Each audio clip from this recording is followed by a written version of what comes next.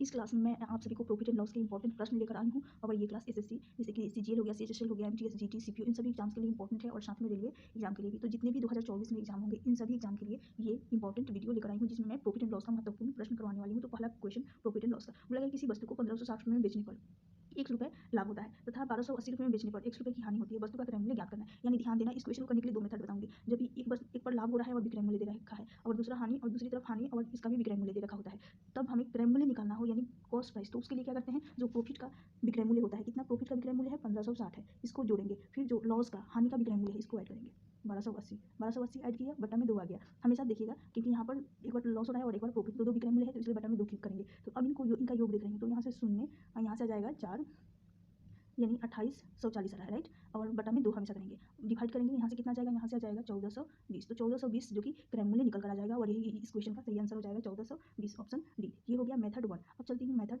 2 पे। अब ये एक इंपॉर्टेंट मेथड है जिसको मैं बेसिक से बता रही हूँ। तो सबसे पहले ध्यान देना क्या हो रहा है, प्रॉफिट। तो प्रॉफिट बराबर क्या होता है, प्रॉफिट बराबर होता है selling price minus cost price, यही होता है। वही लॉस बराबर cost price minus selling price करते हैं, क्या करते हैं, सेलिंग प्राइस। ये सेकंड मेथड है। तो देखिएगा ये प्रॉफिट का इक्वेशन हो गया और ये लॉस का इक्वेशन। यहाँ पर प्रॉफिट और लॉस इसका कोई यूज नहीं होने वाला है, मैं थोड़ा सा इक्वेशन बनाने के लिए एक्सप्लेन कर रही हूँ। तो देखिएगा यहाँ पर जो लाभ हो रहा है उसका विक्रय मूल्य दे रखा है, कितना है विक्रय मूल्य, यहाँ रखेंगे। तो ये 1560 है, ध्यान देना 1560 है, माइनस है तो माइनस, फिर यहाँ इनके बीच इक्वल का साइन लगाएंगे माइनस का सीपी और इनके बीच इक्वल का साइन लगा लेंगे। फिर देखिएगा यहाँ पर सीपी आएगा, राइट, और फिर से माइनस हो जाएगा। और लॉस का सेलिंग प्राइस कितना है, लॉस का सेलिंग प्राइस 1280 है तो 1280 करेंगे, क्लियर। अब देखिएगा माइनस का सीपी और यहाँ पर सीपी है, इसको क्या करेंगे, इनका योग करेंगे, 2 सीपी आ जाएगा यानी 2 कॉस्ट प्राइस बराबर कर लेंगे। 1560 और 1200 यहाँ पर माइनस में है तो ये हो जाएगा प्लस का 1560 और 1280, तो शून्य और यहाँ पर 4 यानी वही आएगा 2840। 2 से काट रही हूँ तो यहाँ से क्रय मूल्य जो निकल कर आ जाएगा कितना आ जाएगा 1420। तो ऐसे बेसिक से ये हो गया और ये डायरेक्ट मेथड हो गया। तो ऑप्शन डी होगा इस क्वेश्चन का सही आंसर। तो चलिए इसी टाइप का थोड़ा सा इससे हटकर एक और क्वेश्चन कर लेते हैं। नेक्स्ट क्वेश्चन देखिएगा, क्योंकि इस टाइप के क्वेश्चन पूछे जाते हैं अक्सर एग्जाम में, इंपॉर्टेंट है। बोला गया है यहाँ पर, ये हिंदी में दे रखा है, कितना है 540 है।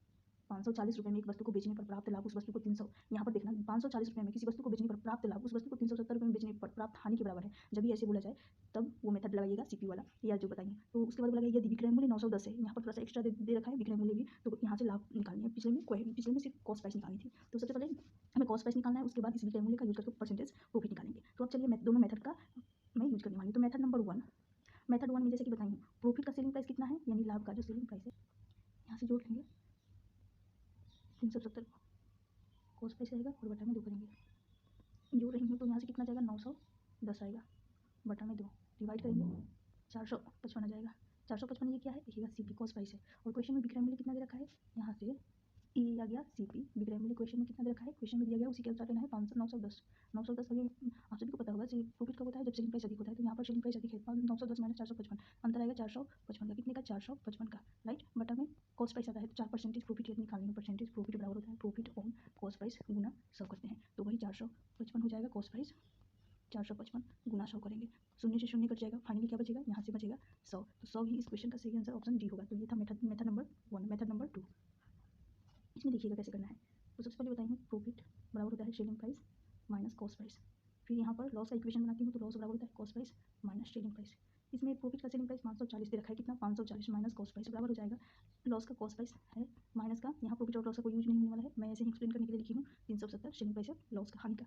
अब देखिएगा यहाँ से 2 सीपी आ जाएगा, सीपी को ऐड करेंगे 2 सीपी बराबर हो जाएगा 540 और ये माइनस का 370 ऐड होगा तो यहाँ से जाएगा कितना 910, काटेंगे तो यहाँ से कॉस्ट प्राइस निकल कर आ जाएगा कितना 455, कितना 455, ये रहा कॉस्ट प्राइस, कॉस्ट प्राइस हो गया। और जैसे कि क्वेश्चन में सेलिंग प्राइस दे रखा है, कितना सेलिंग प्राइस है, तो क्वेश्चन में जो सेलिंग प्राइस है 910 है क्वेश्चन के अनुसार। यहाँ पर देखिएगा इन दोनों का अंतर लेंगे, यहाँ से क्योंकि हमें परसेंटेज प्रॉफिट निकालनी है तो प्रॉफिट कितना आ जाएगा 455 का आएगा, बटा में 455 ही होगा क्योंकि कॉस्ट प्राइस बटा में आता है। 455 गुना 100 करेंगे, कट जाएगा तो फाइनली 100 इस क्वेश्चन का सही आंसर हो जाएगा, यानी 100% होगा इस क्वेश्चन का करेक्ट आंसर। तो ऐसे ही उम्मीद करती हूँ क्लियर हो गया होगा एक कंसेप्ट। ऐसे ही इस क्लास को देखने के लिए मेरे चैनल को जरूर सब्सक्राइब कर लीजिएगा और चैनल को नहीं हो तो चैनल को जरूर सब्सक्राइब करिए, क्लास अच्छी लगी तो लाइक कर दीजिएगा। ऐसे ही हर टॉपिक हर चैप्टर का इंपॉर्टेंट टॉपिक लेकर आया करूँगी।